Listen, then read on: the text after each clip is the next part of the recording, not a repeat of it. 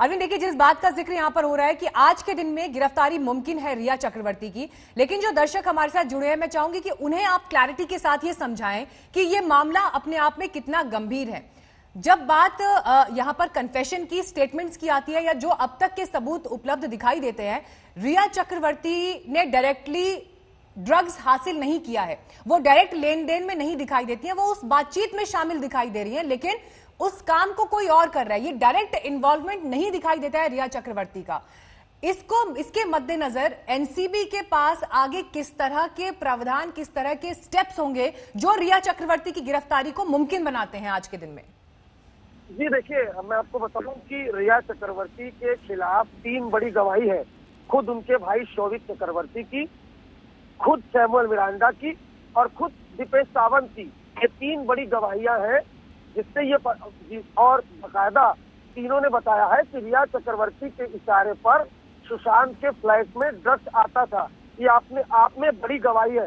इसके अलावा कई व्हाट्सएप चैट है मीनाक्षी, जिससे पता चलता है कि रिया चक्रवर्ती को बहुत ठीक तरीके से मालूम था कि ये लोग ड्रग्स लेकर आते थे। और कल आज तक ने एक्सक्लूसिव जानकारी दी थी रिया के पूछताछ की, जिसमें बाकायदा रिया ने नारकोटिक्स कंट्रोल ब्यूरो के सामने कबूला है कि उनके भाई शौविक चक्रवर्ती वो ड्रग्स लेकर आते थे और कई बार वो ड्रग्स पैडलर से अपने भाई के साथ कोऑर्डिनेट करती थी।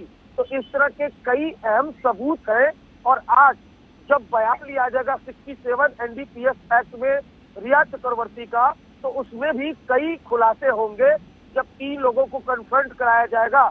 और हमारे सूत्र बता रहे हैं कि बहुत मुमकिन है, आज इसकी स्ट्रॉन्ग पॉसिबिलिटी है कि रिया चक्रवर्ती को गिरफ्तार कर लिया जाए। मीनाक्षी, ठीक है।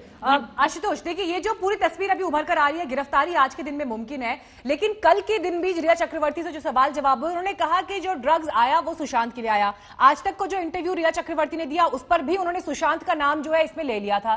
सुशांत खुद इस दुनिया में नहीं अपने आप को डिफेंड करने के लिए। इसके मद्देनजर देखिए ये केस अपने आप में बहुत गंभीर होता दिखाई देता है और जो मुख्य आरोपी है, ऐसा लग रहा है कि वो गेंद जो है उस इंसान के पाले में पास कर रहे हैं जो इस दुनिया में ही मौजूद नहीं है।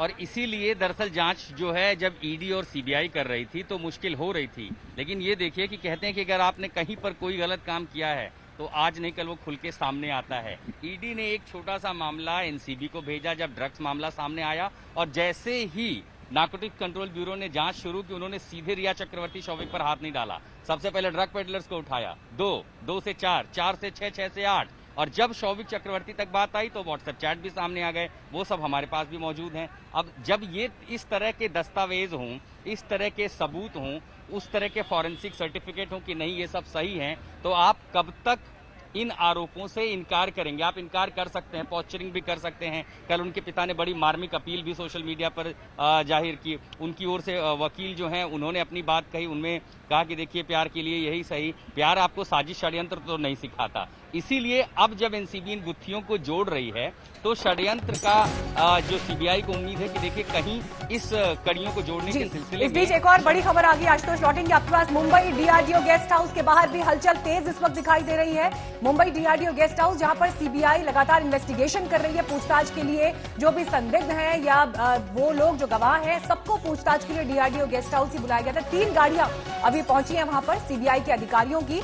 तो ये देखिए मल्टीपल लेवल, अलग अलग स्तर पर जो ये इन्वेस्टिगेशन हो रहे हैं। एक तस्वीर आपको एनसीबी दफ्तर से आज तक के तमाम रिपोर्टर्स सीधे ग्राउंड से दिखा रहे हैं। तो मुंबई के डीआरडीओ गेस्ट हाउस के बाहर भी हलचल तेज है और 3 गाड़ियों में सीबीआई के अधिकारी पहुंचे हैं। जो बड़ी खबर इस वक्त हमारे पास मिल रही है हमको। अब मौसमी, ये बताइए कि सीबीआई आज के दिन में आगे और किस तरह से कदम उठा सकती है? आज के दिन में सीबीआई के इन्वेस्टिगेशन में क्या रहेगा? देखिए मीनाक्षी, साफ है कहीं ना कहीं सीबीआई जिस तरह से जांच पड़ताल कर रही है, एक तरफ एम्स की डॉक्टर्स की टीम है जो कूपर हॉस्पिटल के डॉक्टर से मिलेगी, वो 2 हफ्ते लगाएगी क्योंकि लगातार एम्स की डॉक्टर्स की टीम ने सवालिया निशान खड़ा कर दिया है पोस्टमार्टम पे। जिस तरह से जो उनके गर्दन पे जो निशान थे सुशांत सिंह राजपूत के, उसको लेकर उन्होंने सवाल खड़ा किया है कि आखिर ये फांसी के निशान कैसे हैं, इसमें स्क्रैच मार्क्स नहीं है और ये ऊपर की तरफ होने चाहिए।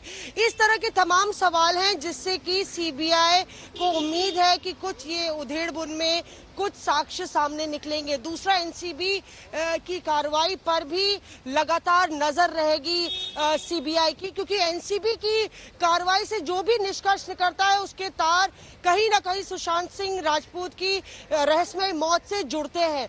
तो बहरहाल आप देखिए जिस तरह से लगातार सीबीआई भी अपनी पड़ताल में आगे बढ़ रही है, लगातार सुशांत सिंह राजपूत की बहन से और उसने घंटों पूछताछ की और तमाम जो आरोप और प्रत्यारोप है उनको जोड़ने की कुछ कोशिश में है।